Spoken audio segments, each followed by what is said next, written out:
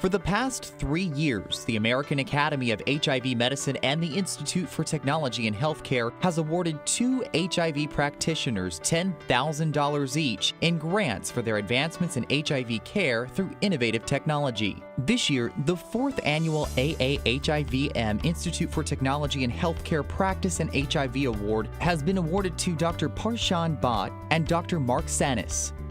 In the past, HIV and then AIDS used to be a deadly disease, but now we have come to a place wherein it is not so. People living with HIV can live a long, excellent life without any reservations. The technology is evolving so fast, and we have to harness the strength of this technology to the betterment of people. The American Academy of HIV Medicine is a premier academy which is for people who practice HIV.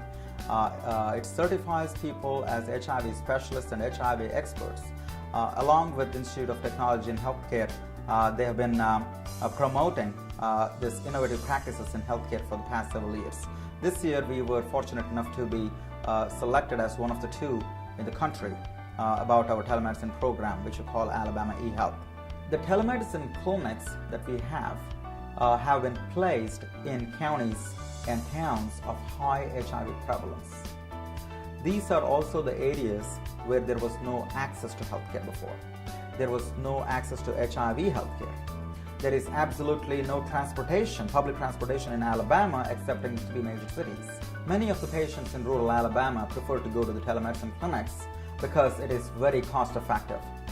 They don't have to travel all the way to the big city. The patients that receive telemedicine services receive the exact same care that an in-person visit would accomplish.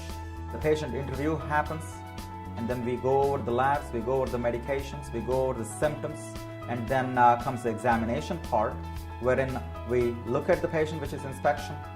We can listen to the patient's heartbeats and lung sounds and belly sounds and so on.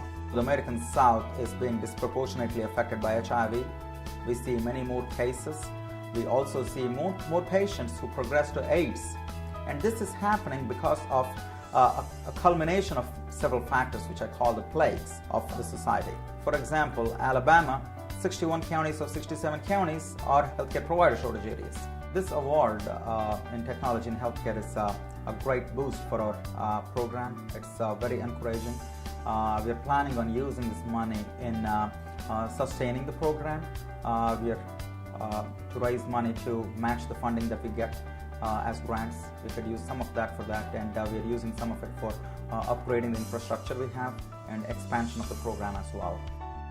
The future of HIV care and technology, that intersection really comes down to how well patients are able to interact with their own care. For example, things like medication reminders, where their cell phone delivers an alarm when their medication is due.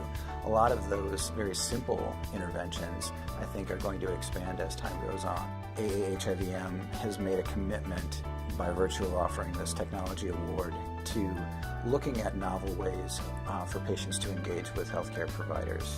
We are certainly honored to receive this and feel fortunate that they recognized our project as something that was worthy of this award. And I think just their commitment to looking at edgier ways of approaching sort of the standard doctor-patient relationship that we've gotten used to over time, and how they're committed to perhaps broadening that out and making it a little more innovative over time. An HIV registry is really similar to a lot of other registries that we use in medicine now. For example, diabetes registries have been around for a long time, tracking how well we achieve quality endpoints in patients living with diabetes. An HIV registry is just an extension of that. We recognize the need for this HIV registry and health maintenance alerts around primary care and HIV based on the fact that in the early years of this epidemic, patients died of complications from AIDS. I think the HIV registry allows us to track a number of cardiovascular screening, kind of preventive medicine endpoints, as well as incorporate some of the cancer screening that might be novel to the HIV population, but also important in the HIV negative population, such as colonoscopy. And on top of that, we're layering HIV-specific things that we think are important, things that aren't necessarily mainstream primary care. For example, bone density testing in patients 50 years of age and older that are male and also happen to be HIV positive. Our first goal with creating this EPIC-based HIV registry was to help our patients first and foremost. Once that is accomplished, we hope to share this with the other clinics in our state if they choose to want to share this with us. I think there are opportunities to create a clinical cohort of HIV positive patients and ultimately benefit the citizens of our state by some of the public health measures that we may be able to employ from this data.